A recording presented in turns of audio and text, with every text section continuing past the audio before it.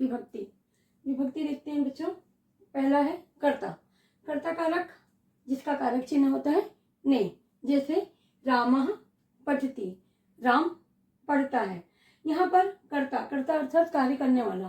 तो जिस विभक्ति में कार्य करने वाले को मुख्य रूप से बताया जाए उसे हम कर्ता कारक कहते हैं। प्रथमा विभक्ति के अंतर्गत आता है ये। दूसरा है आपका कर्म कारक। ये आपकी द्वितीय विभक्ति होती है जिसका कारक चिन्ह होता है को। रामः पुस्तकम पठति, राम पुस्तक को पढ़ता है। यहाँ पे कर्म कारक मतलब जो काम वो कर रहा है, कर्ता जिस काम को कर रहा है, जिस क्रिया को कर रहा है उसको मुख्य रूप से बताया जाता है। तो यहाँ पर राम पढ़ तो रहा है लेकिन पुस्तक पढ़ रहा है, तो इसलिए रामः पुस्तकम पठति, राम पुस्तक को पढ़ता है। तीसरा है हमारा करण कारक। ये हमारी तृतीय विभक्ति है। रामः पुस्तकेन पठति, इसका कारक चिन्ह है बच्चों से। रामः पुस्तकेन पठति, राम पुस्तक से पढ़ता है। तो यहाँ पर आप देख सकते हैं राम पुस्तक से पढ़ता है। राम पढ़ रहा है लेकिन किसके माध्यम से? पुस्तक के माध्यम से। तो यहाँ पे करण कारक, कार्य का माध्यम बताया जाए। चौथी विभक्ति जिसे हम चतुर्थी विभक्ति कहते हैं, संप्रदान कारक। संप्रदान कारक जिसका कारक चिन्ह है के लिए। रामम पुस्तकम देहि, राम को पुस्तक दो। के लिए या को, संप्रदान, प्रदान, दान करना या प्रदान करना। जब कुछ देने की बात की जाती है जिस विभक्ति में, उसे हम चतुर्थी विभक्ति संप्रदान कारक के अंतर्गत रखते हैं। तो यहाँ पे राम को पुस्तक देने की बात की जा रही है। रामम पुस्तकम देहि, राम को पुस्तक दो। अगला पांचवा है हमारा अपादान कारक। अपादान कारक हमारी पंचमी विभक्ति है जिसका कारक चिन्ह है से। अब बच्चों ये ध्यान देंगे कि करण कारक में भी से आता है और अपादान कारक में भी से आता है, लेकिन दोनों में ही अंतर है। पहला करण कारक, करण मतलब कारण, क्रिया किस माध्यम से हो रही है ये बताया जाता है। और अपादान कारक में जब कोई चीज किसी चीज से अलग होती है। तो जैसे यहाँ आप देख सकते हैं रामः हस्तात हस्तात पुस्तकम पतति, राम के हाथ से पुस्तक गिर गई। राम के हाथ से कुछ अलग हो गया। क्या अलग हो गया? पुस्तक अलग हो गई। तो जब कोई चीज अलग होने की बात की जाए और से आए तो वह अपादान कारक के अंतर्गत आता है। छठवां है बच्चों हमारा संबंध कारक।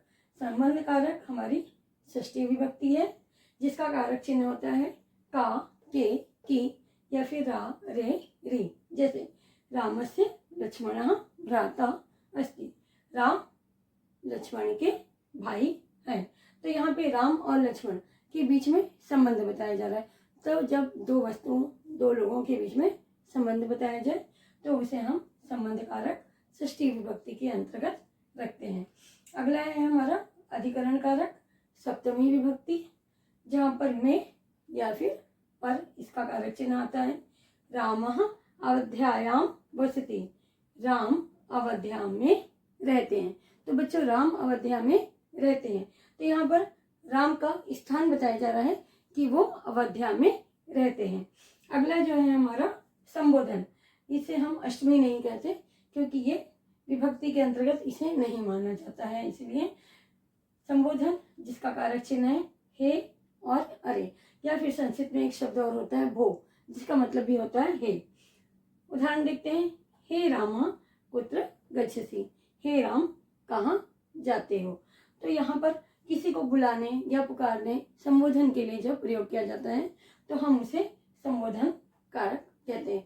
बच्चों जैसे कि मैंने आपको पहले ही बोला कि आप विभक्तियों को उनके नाम के अनुसार ध्यान में रख सकते हैं, तो ये आपके लिए बहुत ही आसान होगा। कर्ता कारक अर्थात जहाँ पर कर्ता मुख्य हो, जो कार्य कर रहा है वो मुख्य रूप से बताया जाए। कर्म कारक जिसमें जो कर्म है, जो काम है वो मुख्य रूप से बताया जाए। करण कारक क्रिया किस माध्यम से हो रही है, किस कारण से हो रही है यह बताया जाए। संप्रदान कारक जब कुछ प्रदान किया जाए, दिया जाए।